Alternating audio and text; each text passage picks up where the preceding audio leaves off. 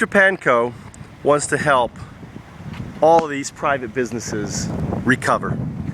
Now, this is what it would have looked like. This is a seaside. The ocean is right there. The tsunami would have come in and just wiped out every one of these buildings. It would be gone. They would be gutted. There'd be rubble, messes. All these wooden buildings swept away. Most of these concrete buildings would just been, holes. Now, how do we help these people recover? Because it's summertime coming, and right now, do you think these individual privately owned owners can actually, afford the cleanup and everything else? Now, the government eventually is going to get to them.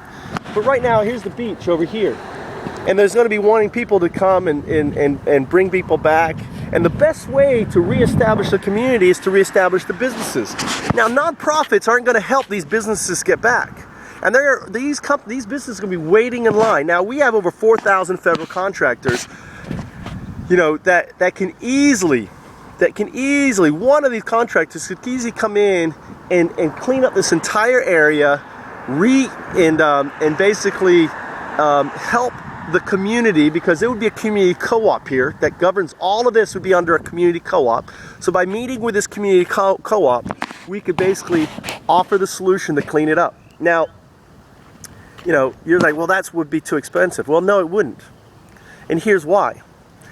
Because we would have offered the same services and solutions to the Japanese government, which is basically right now printing money, right? And we offer them the best companies in the world, the federal contractors, to come in and solve their problems. These are contractors that helped with the Gulf cleanup. These are contractors that helped with Katrina. These are Gulf contractors that basically manage over 100,000 U.S. troops in Afghanistan, Iraq, and around the world. Most now logistics is done. All logistics for the federal government, for the military, is done now by federal contractors. All right, cleaning up messes, 3 Mile Island, 9/11, all of that was done by federal contractors. So why not bring them to Japan? We make the money, and then we come here and we say, you know what? We are going to front you. We know the money's coming from your insurance. We know the money's coming from all your things. These are Japanese people. These aren't, these are not people who are going to run away and hide from you and steal from us. Okay? So once we make the money off offering services and solutions to the Japanese government, we come in here and we help communities rebuild pretty much instantaneously. We come in and say, listen, we're going to do it. If you want our services, we're here. All right? We'll bring in the manpower, bring in the people, we'll bring in whatever it is that you need to clean up and start rebuilding your community. Now that's sustainable, because we know then the money's coming back and we use that money for some other project. There's the right way of doing things, and then there's the nonprofit way of doing things. And nonprofits, in my opinion, are good for helping survivors with food and clothing and donations and stuff like that.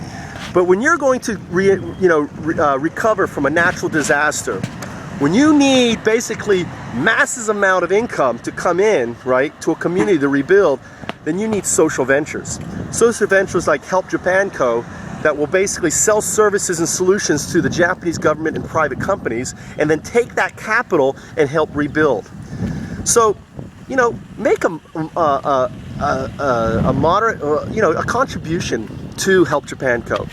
Your contribution will be helping literally tens of thousands of people. Help us launch and prove that federal contractors can come into Japan and help out. All right.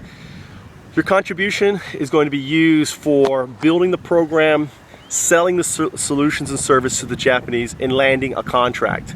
Once we land a contract, we know we're viable.